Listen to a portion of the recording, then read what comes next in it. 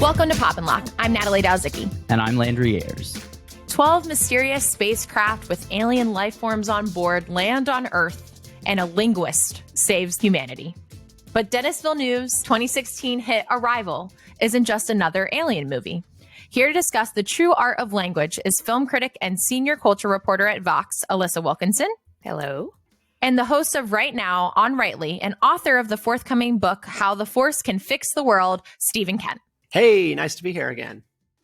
One of the central tensions of Arrival is between this sort of descriptivist scientific viewpoint of Jeremy Renner's character, this sort of utilitarian military point of view, and Dr. Banks, who is this sort of, I guess you could say, relativist or maybe constructivist idea. It's vague enough that a lot of labels could work here, but there is distinct viewpoints that all of these characters are coming at this issue of the heptapod's arrival from.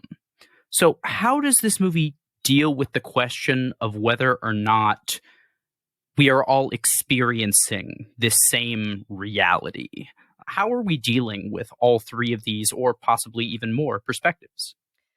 Yeah, I mean, I think one of the things that struck me most when I first saw this movie, so I had just finished talking a little bit about theories of language and language shaping reality with my undergrads, and I was like very excited as soon as I started watching the movie and thought, oh my goodness, I know what this movie is doing. But in the years since that I've watched it over and over, I'm sure we'll talk a lot about that, but in the years since, I think what I've come to realize is, of course, there is like a linguistic hypothesis happening in this film. But it also is more fundamentally, I think, about metaphors, which are really important to language, and we know that, and how metaphors change the way that we think about the realities that we're encountering together. So, you know, the way, the kind of the framework that we push situations through has a lot of, it does a lot to determine how we're going to interact with them and thus shape our own realities. So if I understand all of our relational interactions as being transactional and you understand them as being something else, then we're going to have a different perspective of what our relationship is. And I think that part is really important for looking at these characters and the way they're encountering the world, but also more broadly, this is a little bit of a film about geopolitics, and it's encountering it from that direction. And the whole aspect of perspectives in this movie is something that I have been coming at from a little bit of a different angle, just because I watched this movie again for the second time yesterday in preparation for recording this. And I just finished writing the last chapter of my book, and it's on free will and choice. And in all of the reading that I dove into on the concept of free will versus determinism, which I'm never good at describing these things, but like basically, you know, are things set to happen a certain way? Are we on a trajectory, sort of like a treadmill in life? One of the most interesting things that I came across there was that the whole concept of free will and determinism is tied to how we are told to see the world and to see ourselves and all of the different possible outcomes that we can face in life. And when this movie started framing language as the way that you see the world and the way that it sort of like governs your ability to think in different ways, I went, that's exactly what I was writing about, which was just your range of experiences and who people tell you are over the course of your life has a huge role in determining who you become and the different options that you can pursue down the road, or at least your perception of those options. So I just watched this movie and like, I thought this was a big commentary on free will, which I was not expecting. And I think that that's how the movie sort of ends as well, with like, you know, the main character, Louise, knowing that her daughter's going to die and it driving her family apart and wrecking her marriage. It's funny that you bring that up, Stephen, because I've seen this movie like probably 3 or 4 times now. And from from my memory, I was thinking, this film is largely like about language and like, the power of language and like the different things you can, people glean from reality through language. And then when I was watching it this time, like most recently within the last week or so, I watched it, I guess, from a much more like meta level of like how language is like tied to free will and determinism, like you were talking about. And I think there's this like idea that like obviously throughout the film, and like for those of you who haven't seen it, we get like little tidbits in the beginning of Dr. Banks's, who we perceive as her daughter, and her daughter passes away from I don't think they ever say exactly what she had, passes away from an uncurable disease, and we learn that pretty early on, and most viewers assume that has happened in the past, so like just the way, like, the film presents it. But then as we are going through the film with Dr. Banks, who's actually Amy Adams, which I think is a very interesting casting choice in this sense, just because I'm not really used to her in this type of role. But as we go through the film, we actually learned that hasn't, what we had seen about her daughter hasn't yet happened. And that's like kind of like the big plot twist. I mean, spoiler alert, but this movie came out quite a few years ago, so I don't feel all that bad about it. But it's really interesting, the ongoing conversation, like from a meta level, like not only how language ties into it, but this idea of like our lives being predetermined. And I think it all, like Steven said, comes to a head at the very end of the movie when they're asking, where Jeremy Renner and Amy Adams are having this conversation, and they're asking very philosophical questions about, what would you still like live your life if you knew how it was going to end, or you knew what was happening next, or you knew someone was going to be in pain from something that you did in the future. And I thought it was a kind of a brilliant way to frame a sci-fi movie, because that's why I wanted to say it's not like your typical alien movie. It's not Mars Attacks, it's not Independence Day. It has a lot more philosophical meaning to it than those films. Yeah, I would say it's right up there with kind of Natalie Portman in Annihilation, in terms of the sort of big weighty topics that it's taking on in the context of sort of an extraterrestrial supernatural event. And one of the favorite things I like about this movie, it's just metaphors just rolled inside metaphors. And when you get to the end of the movie, you finally learn the name of the daughter, and her name is Hannah, and that is a palindrome. And the whole point is that it reads the same way forward and the same way backwards. And you can think then about the movie once you've reached the finish line, how it all can be read the same both ways. Because like in the very beginning of the movie, you think Louise, Amy Adams, lost her daughter and was going through a divorce. And frankly, she's sad. She just looks really sad. She's going into class, very humdrum. The news is breaking that aliens have landed, and she just like walks to her car like nothing is going on. And panic is sort of starting to break out. And she goes to bed at night just like with the news on, and she's able to sleep. It's like she doesn't, it's like it doesn't affect her. And so when I first saw the movie, and I actually forgot when I was watching it this second time, I made a little note, which was Amy has nothing left to live for because I thought she had like lost her marriage and her child. And then I got to the end, I was like, oh, so she was in the beginning, she was just kind of a depressed person anyways. It changes the entire way that you see the movie, but it also changes nothing. And I think that is really interesting because it speaks to the mechanics of the heptapod language, which becomes a big plot device and sort of leads into the sort of deus ex machina for, resolving the big climactic moment where war is imminent. Because you've got the language where it is written all simultaneously. Like they said, if you could write your language with both hands, you would start at the ends, but you have to know where it ends and where it starts and bring them together at the same point.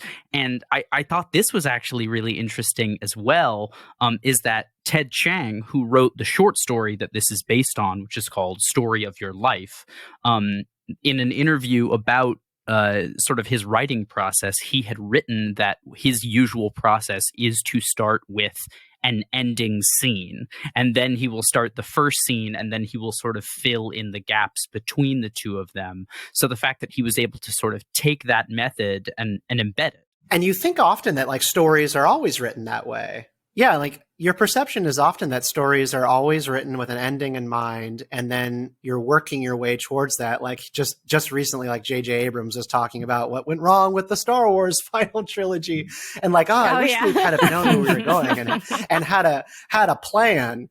And you often think that this is the way it always works.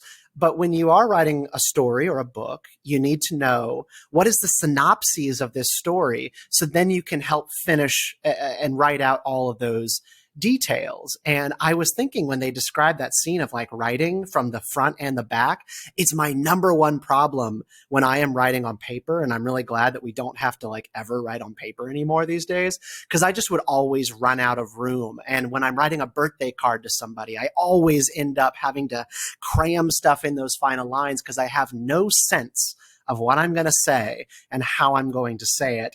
I just go. And it kind of breaks your mind when you think about the way that they constructed sentences in this circle as a completely fleshed out thought. I absolutely love it. Well, I think one fun challenge with this story is that it did start out as a short story and then has been translated to a medium that's, so obviously narrative and narrative literature and narrative films are both linear. We start at the beginning and we have a perception of what we're looking at as being the beginning of the story, or maybe we're like, oh, it's the middle and it tells us 4 days earlier or something like that, like they love to do on television these days. But one thing that I think is challenging about this is that in film, the filmmaker has even more control over the pace and this kind of the perception you have of the story. You can read slower or faster. You can't really do that with a film. I guess you could speed up or slow down, but that's psychotic behavior. Don't do that to a movie. But if you're watching a movie that way, we also, I mean, obviously I was thinking about this the fourth time I saw it because I'm a film critic. And, one thing that film has taught us over 100 and some years is that generally we're watching the beginning of a story, and then as the movie goes along in time and we go along in time, literally sitting on our couch for 2 hours, that time is progressing forwards. And filmmakers have been breaking this perception of chronological time movement in film, throughout film history. Certainly different people have done it in different ways. We've gotten used to nonlinear stories. We've got Pulp Fiction and we've got Memento and we've got all these films that mess with that. But still our general mode of interacting with film is to think of it as a metaphor for time passing. It's like a structural metaphor that we're experiencing. And we know time isn't actually passing at the same rate, but that's the experience we're having. And so one thing I love about Arrival is it even on that meta level breaks that and says, I can remember the distinct moment at which I realized what was going on with the perception of time. I felt like my own brain had suddenly bent into a circle. I was like, oh my goodness, and it wasn't just like, I was like, what a neat trick they did, but it was actually my own perception suddenly bending back on itself. And for a split second, I understood what it might be like to understand how to perceive language the way the heptapods do in these circles. One thing I want to say that always amuses me is that the language, they were having a lot of trouble figuring out how to design the language, the heptapod language. And apparently it's literally molded after like a coffee stain. Yeah.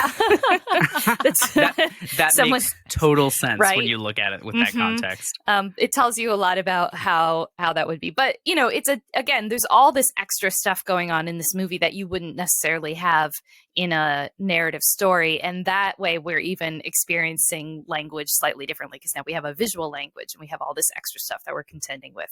And something, that we were saying before is that this isn't a sci-fi movie where it isn't a sci-fi movie ultimately where the aliens are attacking, but we are attuned, as is everyone else in the world of the movie, to think that's what's happening because that's the language we have for, aliens arriving on, on our planet. And that's the language we have for watching disasters happen on TV. So I think there's a lot of that's even being played with way below the surface. And that gets brought up specifically because everyone is trying to communicate with the heptapods, but they are all coming at it from different angles and using their own respective languages to sort of understand where the heptapods are coming from. And it becomes a major plot point, specifically when the Chinese military and government, they discover or assume, has been using the game of mahjong to sort of communicate with the heptapods, and the American scientists and military believe that this is dangerous because it is ultimately competition and sort of a power dynamic and a struggle between two sides, and it will lead to conflict, which I thought was interesting and is certainly a sort of understandable conclusion that you could get to, but it is also, I wonder if it's an assumption about the way that games are played and are perceived, in that there is a struggle and there's sort of an inherent violence or conflict, as opposed to what games have been historically, which is people coming together to think creatively and do things differently. Now, and I don't know if it's necessarily intrinsic to the format of games. Now, conflict in and of itself, I think, is a part of human nature, and we talk about competition and predatory behaviors. I don't think you can ignore the possibility of those, but I did think it was interesting that they framed it in that way. And something that Natalie had written about was like, why were the Chinese military they were very much singled out? Yeah. and I think part of it might be playing off of we had Cold War fears and films where Russia was always the evil villain, sort of pulling the strings and doing crazy experiments and not understanding the dangers of the technology that they were trying to sort of deal with and understand. And there's probably a lot of cultural baggage that is bound up in fear of China currently. And I think that's definitely being played into here. Well, watching that movie post-COVID is an entirely different experience, just when you have had 2 years to sort of stew on Chinese secrets and the way that they play with the truth and obscure their activities from the public. But all of those things that happen in that movie are based off of failures of mutual cooperation and just lack of trust and language between people here on Earth. And the world that we live in suffers from our inability to sense that we are all tied together and have things to gain. And you were talking about how they were teaching, or trying to communicate with the Chinese with a game, and that sort of made U.S. generals nervous. And somebody mentioned chess, how would you talk to them if you're playing a game where there's a winner and a loser? And the daughter later on asks the mom about a scientific or sciencey name for a game where both sides win. She says that it's not compromise. And then they come back with the title of a non-zero sum game. I had actually never heard the term zero sum game until listening to the Ezra Klein show, because he used that term all of the time to describe politics. It's one of his favorite expressions. And so I was like, oh, you know what? I actually disagree with that analysis a bit, because chess is there is a winner and a loser, but the actions throughout a chess game are not zero sum. You can trade up pieces, trade down pieces. There are situations where you can make a decision to have both sides lose a piece, but then one still comes out on top, or it's an equal. There's so many different ways to express power and conquest in a chess game. And I was like, I actually don't know if that is right. But I suppose in the end, it's conflict. Yeah. I mean, the whole idea is that it's still zero sum in the sense that someone wins and someone does not. Although I guess there's such a thing as a draw in chess. So maybe, but even then, you can win a chess tournament, right? Someone wins. But I do think, watching all of that, I thought a lot about the concept of language games and the idea that whether we're speaking or communicating in different ways, we don't have these set and closed systems that are established that we arrive into and they never change. They're always evolving. They're always changing. Games might be the most set, but also there's like other ways to play chess, and there's new rules that get added. I've been like relearning how to play chess and discovering, oh, this rule was added in like 1816. Yeah. I'm like, what? Pawns moving up 2 spaces at the beginning is like a recent invention. Exactly. Yeah. And so, and that happens in sports. I watch baseball, and Major League Baseball is always changing the rules a little bit to make the game more interesting. And so they develop within a specific community that is trying to accomplish certain goals. And I think that's what is kind of so interesting about this film, is how well it recognizes that, and how well it recognizes that I wish I could remember the citation for this, but I was reading something years ago that was saying, science, like just science, kind of developed in European languages. And because of that, it has certain characteristics and certain ways of treating things that might have been different had it developed in a different kind of a language, one that, that conceived of time and space differently or something like that. Or, the fact that some languages conceive of numbers, and I'm using language in kind of a large sense here, not just literal words, conceive of numbers in like logarithmic ways, while we think of them as sort of 111 integers. And all of that is always very fascinating to me. And of course, philosophers of language have been talking about it for a long time.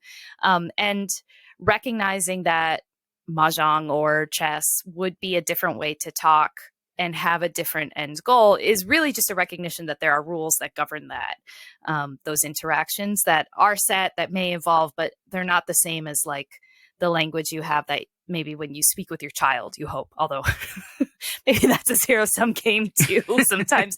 It did make me think a lot, though, about, I had just watched it last year, kind of when the pandemic was starting, and I was like, what book this reminds me of is World War Z, Max Brooks' book, which is sort of similar in some ways. It posits like, what if a zombie apocalypse actually happened? How would different countries and communities respond to it? And, what would they literally do based on their understanding of the world?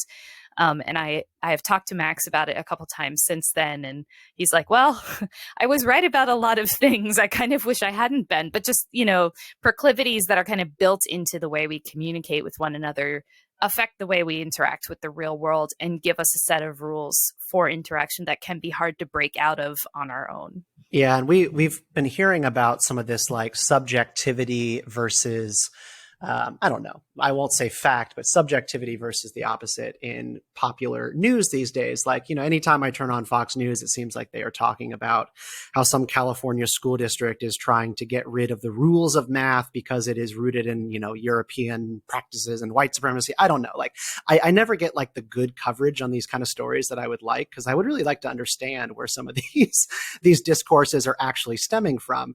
But it is exactly what this movie and this conversation is getting at, which is like, why does 1 + 1 have to equal this thing called 2? And the value of that being the case is so that we don't have miscommunications, so that we all kind of understand a shared sense of, ways to do business with each other and live our lives. And I totally, on a conceptual basis, I understand why it could be the case that 1 + 1 doesn't have to equal 2. But it keeps us from blowing each other's heads off when we're negotiating the prices of different, objects in, a pawn shop. Like, that's how the world is ordered. And they talk about that a little bit in the movie when it's the fake anecdote about explorers coming to Australia and assigning the kangaroo, the word kangaroo to the hopping creature with the pouch. They're like, what is that? And the Aborigines are like, kangaroo. And so they started calling the thing a kangaroo, but then it turns out that was their word for I don't understand. Which I thought was really funny, because Amy Adams, when she acknowledges that, she says it's not true to Jeremy Renner's character, she says it's not true, but it proves my point, which was, I think there was a kind of a backlash to this movie originally when it came out. It was minor. I mean, a lot of people really enjoyed it, but the idea that language constructs reality and informs the way you experience the world is a sort of dumbed down version of the Sapir-Whorf hypothesis, or sort of the linguistic determinism. And what they call the strong version of that hypothesis is that your language helps you determines the way you perceive the world. Whereas the weak version, which is, I think, generally more accepted today, and it's hard to ignore the strengths of it, is that is linguistic relativity, which is that language can influence the way you see the world, but it is not definitive. But you could easily say the same thing about the message of this film. It's like, well, this isn't necessarily true. The way that, her learning the heptapod language allows her to completely change her perception of time and it being non-linear.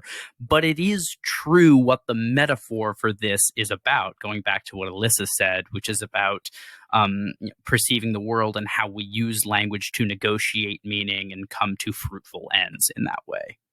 Yeah, and I think part of what you mentioned there, kind of going back to the determinism thing, is I had to delve into, of course, Sam Harris's writings on the whole subject because, he's popular these days and people like to talk about him for whatever reason.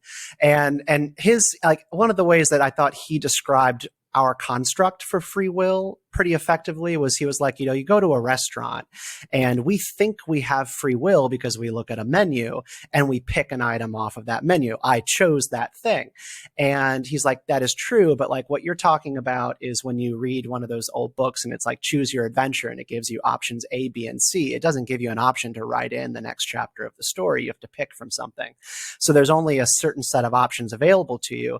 And our options are our choices, or I'm sorry, our connections in life, the people that we know, the neighborhoods that we grow up in, or it can also be the language and the words that we have available to us to describe the things that we want or the dreams that we have.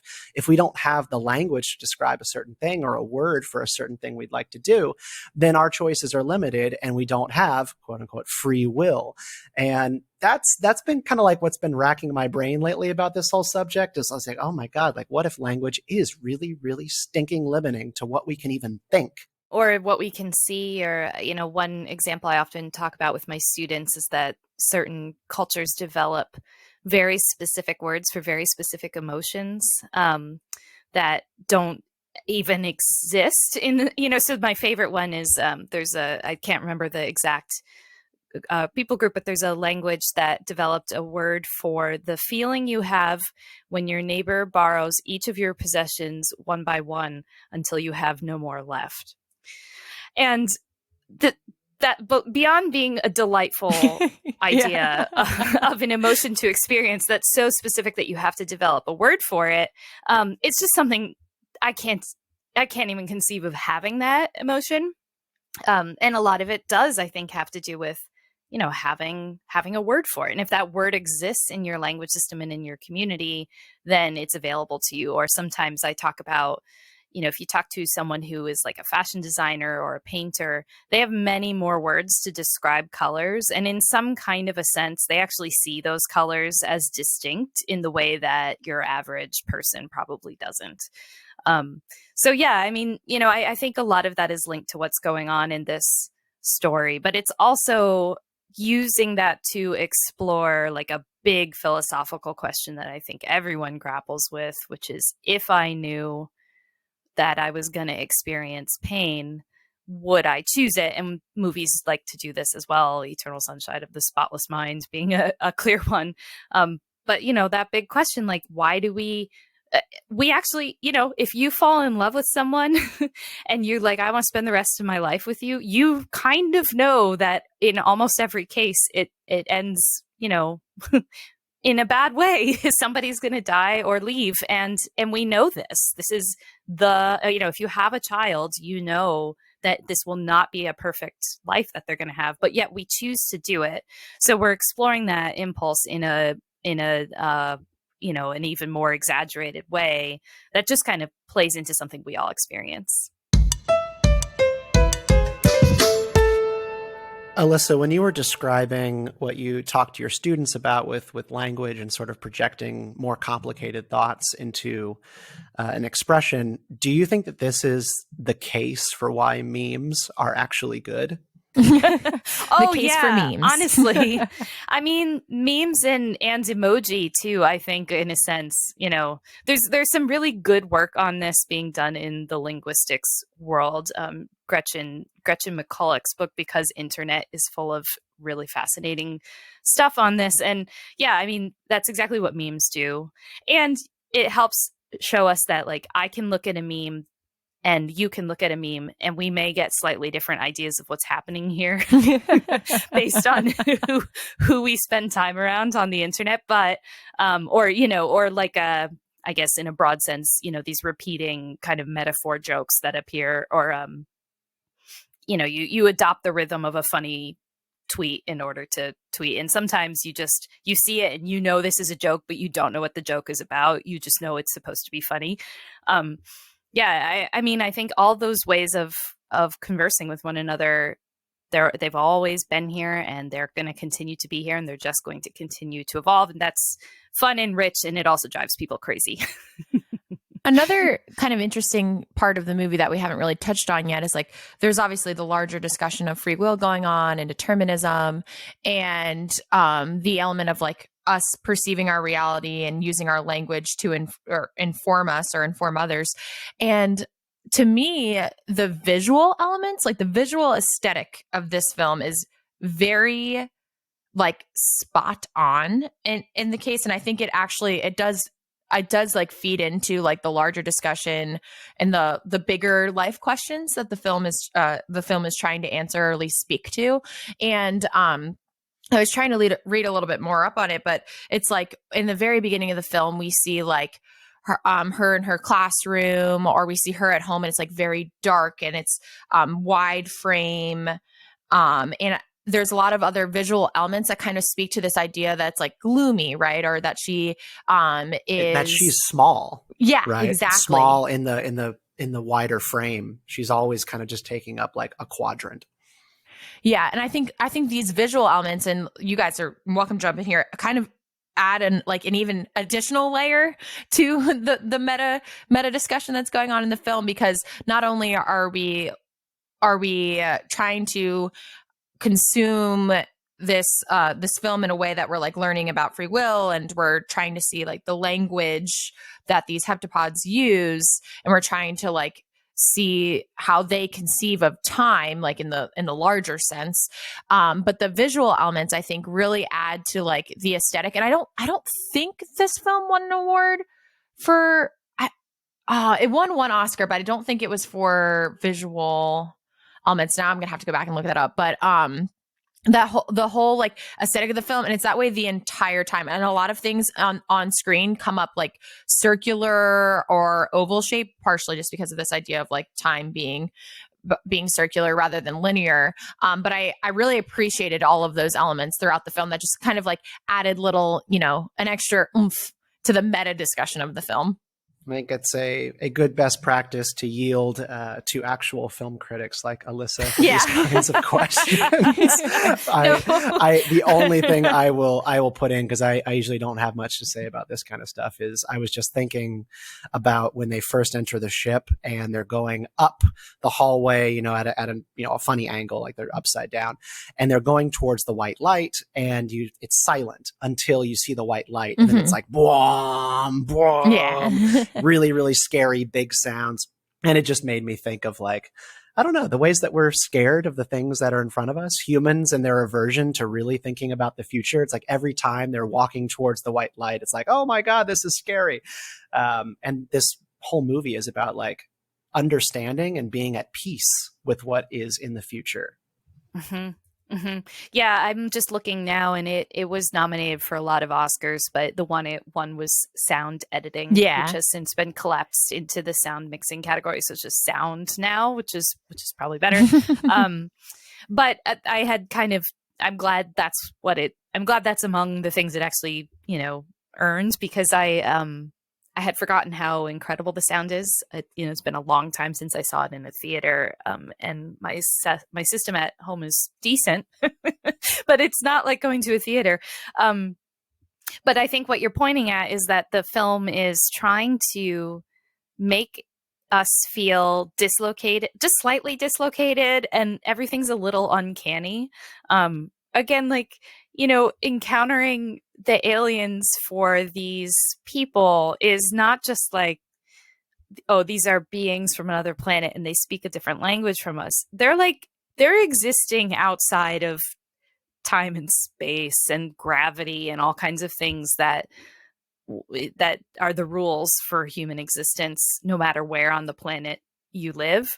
And so I think the film does a really good job of dislocating us from that. And I think the sound editing, again, is a really great way that happens. There's this, if I'm remembering correctly, there's almost a vacuum sort of silence to it when they kind of encounter the aliens. There's these kind of odd moments where you're hearing something that sounds wrong to you and you don't even know why. It's because everything that we live has a sound to it that we're sort of used to. And that's one thing I just love about film. And again, another thing you can't really do in a short story is giving people that actual experience to freak them out rather than just describing it to them. Alyssa, what is the trend in movies of this kind of genre where the soundtrack is kind of what we're describing here, where it's just incredible silence and then like deafening warbling sounds where it's like it's like somebody like it's like Trent Reznor just like falls onto the synthesizer and hits all of the keys at once, and it sounds haunting and horrible and like a haunting but in your ears. And I feel like this is a trend that has picked up in the past couple of years because I see a lot of it. It is, I think of it as the Christopher Nolan thing. Although this movie is particularly much better mixed than a lot of Christopher Nolan movies, though. This is very, very true. But I think, actually, I have my best theory about this is that home entertainment sound systems, and in particular headphones that people watch on, have become much better over the past 15 years or so. And so there's a lot of stuff you can do in sound that is able to be picked up, both whether you're in the theater or you're at home. But it also pops up in other places. I don't know if y'all saw The Sound of Metal, but which was nominated this past year for an Oscar, but it really effectively uses sound, again, to tell the story and not just freak you out, which I think sometimes is what's happening with Nolan's movies. But yeah, I think of that as like the Hans Zimmer score influence, where it's like, it's not just rumbling in your gut, but it's like, it's clashing the inside of your head. David Fincher likes to do this too. It's not just Nolan. Yeah, and it's interesting because score was actually one of the things that this movie was not nominated for. They did the thing that they did to Birdman, which is that, except it was specifically for one song. There was a Max Richter composition that apparently had been featured prominently in Shutter Island. I didn't remember this because I didn't. I think I saw Shutter Island one time, and I was like, it's fine. But it's featured in this movie as well, and they were like, well, because of that, the score isn't completely original, so we're not going to consider it. Which they did with Birdman, because there were all these classical music cues that were really diegetic, so they hadn't considered it part of the score, but the rest of it was. So it's interesting because the music is really beautiful, but it was really not considered to be its own thing, which I personally would disagree with. It's a bummer because it's Johan Johansson, who's since passed away much too young, but he was such a virtuosic composer. He worked with Villeneuve all the way through, I guess, the Blade Runner 2049 score, and then that ended up going in a different direction. But he died a few years ago, and it was very sad. He was so great. But the Max Richter track that's in here, which I believe is called "On the Nature of Daylight," I have always thought of as the saddest song in the world. It is really sad. It was in 7 movies that year. Yeah. And it's just, I once actually jumped down a rabbit hole trying to figure out what about it as a piece of music just communicates incredible sadness. But maybe it just is part of the mystery that the whole movie is involved in how do we communicate, and even when we can't describe why we're responding. in a particular way to something. You know, we've been giving a lot of praise to the movie, and I loved it. First time watching it and watching it more recently. But kind of one thing now that I think about it that like stuck out to me that was like a little bit, you know, odd, is the Banks Donnelly romance. I guess I didn't really, usually in films, I'm used to seeing like there be like a real buildup of chemistry and like it being very predictable. And maybe that's just because I watch bad romance films. But I guess I didn't, it's not that I didn't predict that he was going to be the father, but I guess I didn't really see them really build that relationship throughout the film. Did anyone else get that feel? Like that was like, there wasn't a buildup of chemistry or really like a moment where they're really fostering that relationship. It seemed more of like an abrupt type thing. I like that they were in this experience together as professionals and experiencing something huge and magnificent, and they were focused on it, and we were not subjected to really like catty flirting between the two for the course of the movie. That would have been really aggravating. And so I just like that they like stayed focused and did their thing. And then when they got to the end of it and we're watching the ship take off in the distance, then we get the really corny line about how like, oh, I always thought, you know, nothing would ever surprise me in the universe, but then there was you. Like that felt like if you were going to do it, that was an appropriate place to do so. But I think relationships, they don't always just like combust or ignite, you know, in that one moment. So I like that this was their introduction to one another, and maybe they start dating here in the weeks after the movie. That's good.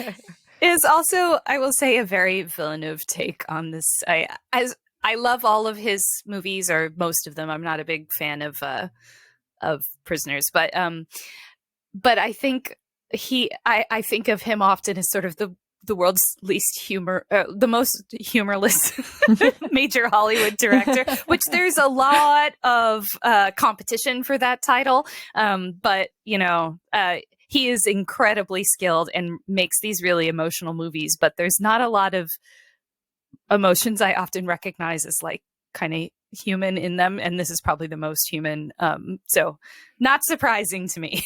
Yeah, the one human moment that I really enjoyed, that I got a good chuckle out of, that is like this great little like tiny bit of thing that you could sort of read into the relationship between the two of them is, and I don't remember when they introduced this, I might have missed it, but I caught it when Amy Adams' character is like in the ship by herself talking to the heptapod towards the very end, and is sort of like getting the last bit of knowledge from them and like going completely into it, is that she's like, it's Abbott, where is Costello? And I forget that they name the two heptapods Abbott and Costello as this like goofy pair between the two of them. And I can just imagine like them sitting down at some point and being like, we've been introducing ourselves, what do we call them? They're like, I don't know, Abbott and Costello. Like, and I just thought that like that's a really human, cute like flash. Yeah, like in terms of things that I just didn't quite understand throughout the course of the movie in terms of narrative, was when the bomb went off inside the ship, was that the result of rogue soldiers putting that in there? Because I remember we were looking at the news, and they were showing like some Alex Jones, like talk radio guy, you know, blathering on about how the government response was bad and how we needed to show up, you know, show force or whatever.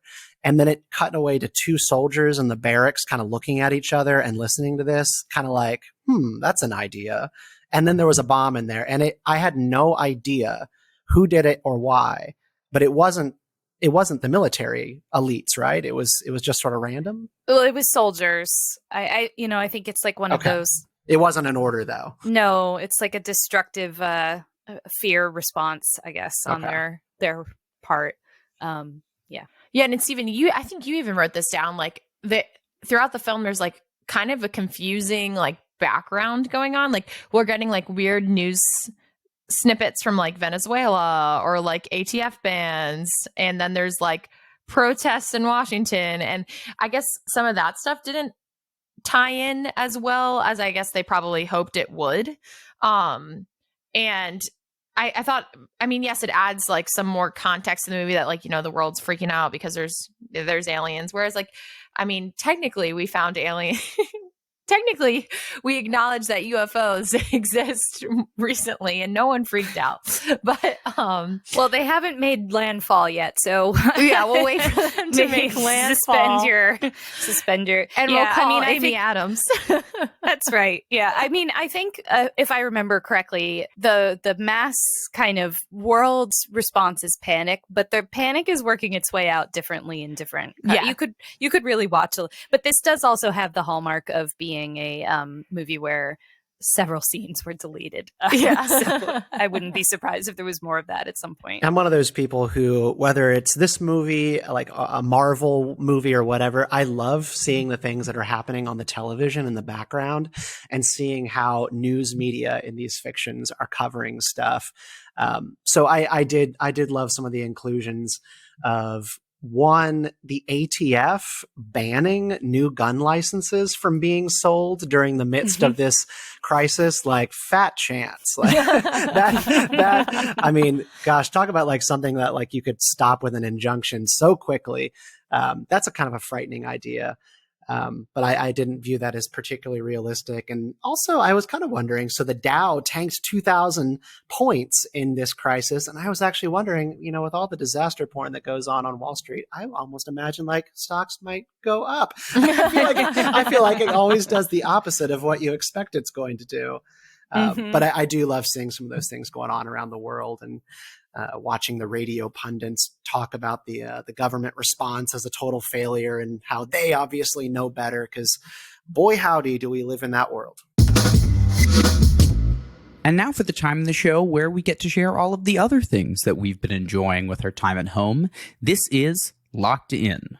So, Alyssa and Stephen, what else have you been enjoying? Do you have any other suggestions for our audience that they might enjoy? Books, movies, TV, games, whatever.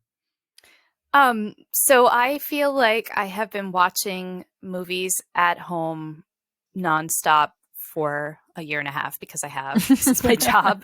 So I have just genuinely been so happy to finally go back into theaters and go to press screenings, which means some of what I've seen is just stuff everyone will see soon. But, you know, In the Heights was definitely the best of them. But there was also super fun, really excited for people to see it. You know, I actually really liked A Quiet Place too, and I think not just because I was seeing it in the theater, but other than that, and I actually just wrote about this. I have returned to watching baseball, like on the television, and a lot of it has to do with, I think, there's narrative in baseball and there's an arc and all of that stuff, but it's not done by writers. And I've just kind of really appreciated that.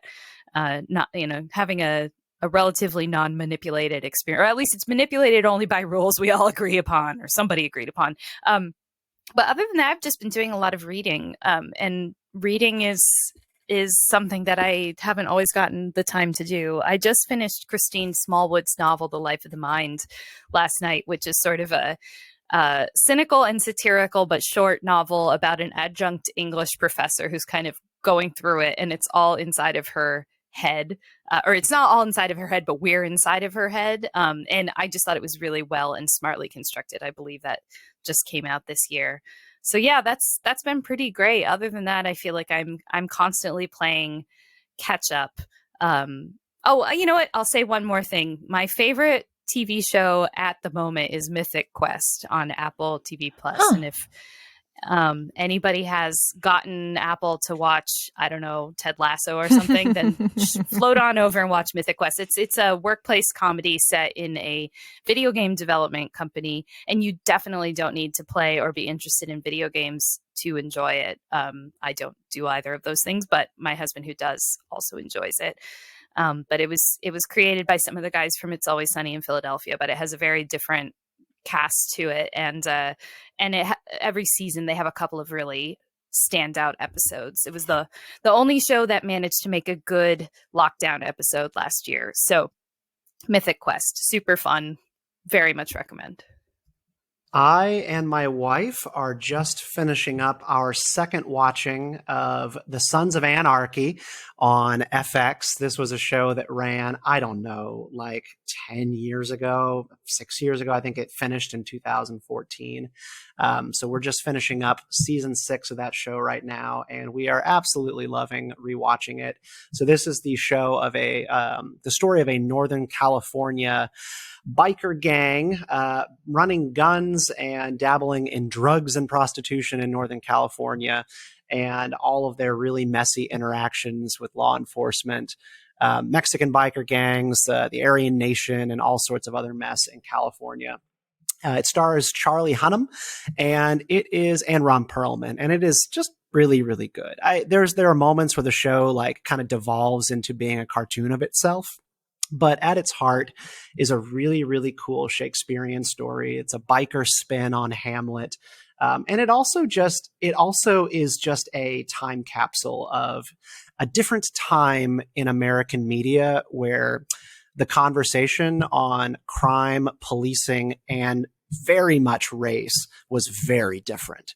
The way that we talked about race and crime in 2013-14 is not like we do now. And it's just fun to go and rewatch that again and see it in a different light. And I do highly recommend it. It is deep and layered, and it can also be incredibly trashy and fun at times.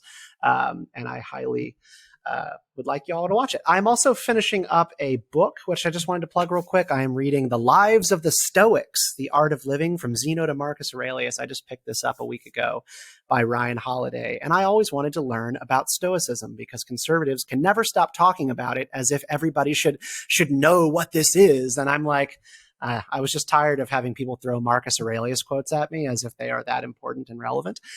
So I am reading this book now to get on the same page so that I can actually duke it out. And it's been a lot of fun. You should read that too. For me, I actually me and my housemates just watched A Quiet Place, the first one. And that was actually the first time I watched it since I saw it in theaters. Completely different viewing experience watching it in your living room. Not quite as good. So we were all watching it in order to prepare to go see the second one in the actual theater. So I have high expectations there. And then the other show I've been watching recently is The Boys on Amazon Prime. It's like it's let's call it generally about superheroes, but it's like kind of a spoof. I've been enjoying it so far. Again, it was a recommendation from one of my friends, but it's one of those shows that like is good to have on in the background, and it's like easily bingeable and watchable. I'd also like to point out that, and Landry knows this, I am a huge Survivor fan, and Survivor is finally coming back at the end of the summer. So I can't wait for that to get going again. Because of COVID, they obviously couldn't film in foreign locations, but Survivor is coming back. So be ready for all my Survivor hot takes. I recently said goodbye to a series that I lovingly watch every week, and it's not a TV show. It is a Twitch stream. I've talked about it before on the show. I'm a big fan of Critical Role, which is a Dungeons & Dragons campaign where a bunch of voice actors that you might have heard from anime or video games or other things play Dungeons & Dragons. And they have been playing the same campaign for 3 years, and they play for 3 to 4 hours every single week. And so I've been watching these characters for 3 years every single week, and they've gone off and saved the world and done all this stuff. And they finally released their final episode of this campaign last week as of this recording, which is bittersweet because I love watching it every day, but it was great. And they're going to do more as far as I'm aware. So if you have a lot of time on your hands and like Dungeons & Dragons and want to get into it, I'm sure you've probably heard of it already at this point. But if you're just even curious, might as well dip in. You don't have to watch all 4 hours at once. That's kind of what intimidates most people. But they're a lot of fun, and the cast has great chemistry, and you'll kind of fall in love with the people as much as the story that they tell. So you might be interested, or you might be like, that's too much for me. And that's fine too.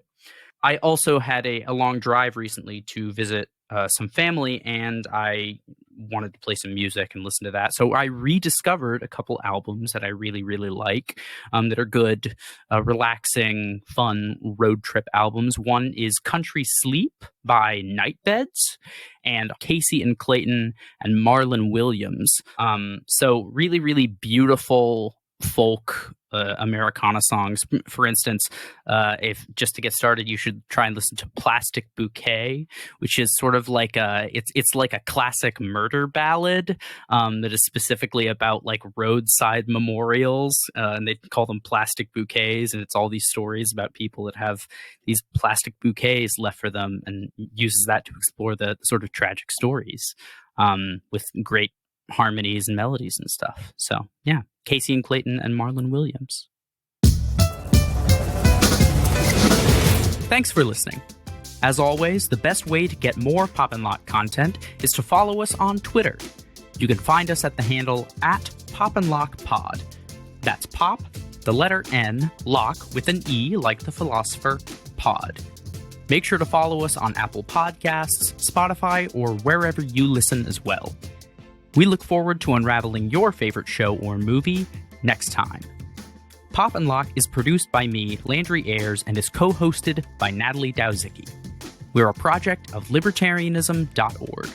To learn more, visit us on the web at www.libertarianism.org.